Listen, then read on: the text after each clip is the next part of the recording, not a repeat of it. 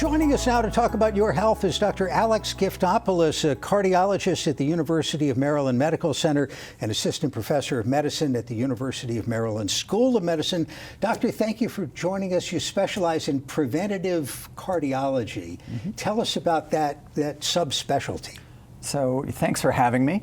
Yeah, so I specialize in preventive cardiology and cholesterol management at the University of Maryland. And what the focus of that subspecialty is really addressing risk factors before disease presents. New report from the American Heart Association, new study finding some positive trends. Heart disease is still the #1 killer.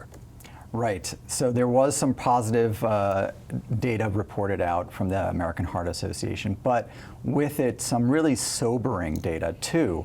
It's, as you mentioned, still the #1 killer, and it's really striking that every 34 seconds an American died of cardiovascular disease in 2023, and someone died of stroke every 3 minutes and 14 seconds. So it really is a call to action for us as the healthcare providers and for the public to really take this seriously. What continues to drive this risk? And I imagine there's some places in the world where exercise and habits are different, diets are different. Are these trends different as well? Yeah, so as you mentioned, different parts of the world have different risk factors. In the United States, really we're looking at metabolic risk factors that play a role, so diabetes, obesity, physical inactivity, poor diet. These all play a role, and the real challenge is that a lot of these risk factors don't have any symptoms that go along with them, like high cholesterol or high blood pressure. You were telling me about one I had not heard of. It's called cardiovascular kidney metabolic syndrome, or CKM syndrome. What is that? Yeah, that's right. So the American Heart Association really wanted to highlight CKM syndrome, or cardiometabolic renal syndrome, to highlight the fact that heart disease is not on an island by itself, right?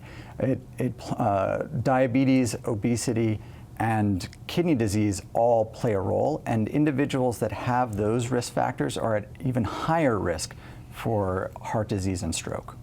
Let's talk about some of the things that we can all do to lower our risk, and it starts with healthy eating. That's right, and this is what I spend my day doing, talking to my patients, right? The American Heart Association has highlighted something called Life's Essential 8, which is one of which is healthy dietary pattern. That's one of the big pieces of reducing risk. Along with that is physical activity, controlling blood pressure, avoiding tobacco, controlling cholesterol, controlling blood sugar, controlling weight, and healthy sleep.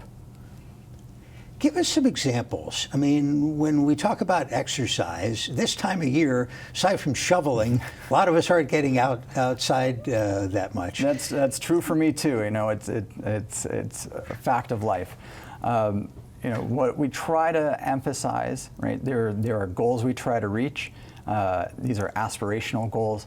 We really want to get people to do about 2.5 hours in a week total of what we call moderate intensity aerobic exercise. So that's intense enough that you can't hold a conversation like we're having. You get a little winded if you were to try to talk. And it's really a stepwise approach, not jumping right in if you haven't done it so far. It's really about increasing over time. And how about on the diet front? Is there one thing you don't want people to ever eat again? Is there one thing you want us all to eat a little bit more of? Well, that's it's a great question, and it's really a challenging one, because you have to take into account where people are living, what they grew up with, what's culturally important to them. But there are some pieces that are true across the board, right? We want to avoid highly processed foods that have a lot of added sodium and a lot of added sugar. Those are the top 3 that I encourage people to avoid. All right, let's take a look at one more piece of the data on this. Some heart health numbers, starting with blood pressure. And what's the relationship there between blood pressure and heart disease? So we know that as blood pressure increases above that ideal range of 120/80, the increase of heart disease and stroke really goes up exponentially, which, like we were talking about before, is challenging because it typically doesn't cause you any symptoms. So what I encourage people to do is know your risk by meeting with your healthcare team and getting these things checked. All right, next was cholesterol. And the problem with cholesterol, yes, there's LDL, but there's like 4 other numbers. Yeah, and it gets really confusing. Oh, believe me. Is this the one you want us to focus on? That is probably the highest yield one. And LDL, or the low density lipoprotein, is what LDL stands for. Generally speaking, we try to get that under 100 milligrams per deciliter, but it's individualized based on a person's specific risk, and we may even go lower than that. Let's dig into the blood sugar stuff a little bit, because you want the A1C less than 5.7. If somebody is not diabetic or pre-diabetic, do they even need to know this number? I think we should know this number because people aren't going to feel it, just like with their blood pressure. And hemoglobin A1C is presented as a percentage. So 5.7% tells us an idea of, over the past 3 months, how has that person's blood sugar been controlled. So it gives us a really good idea of their risk of diabetes and heart disease.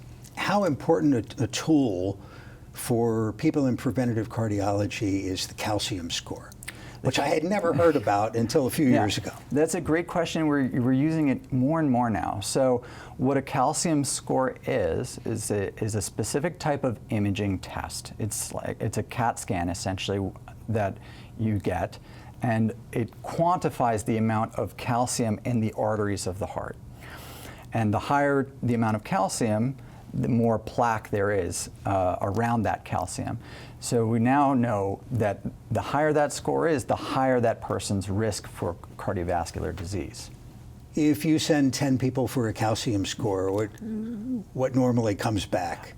Great question, and it really harps on what that individual person's risk is. So if you get a very young person who may even have some plaque in their arteries, it takes time for that plaque to calcify. So they may have a totally normal calcium score, it might be 0.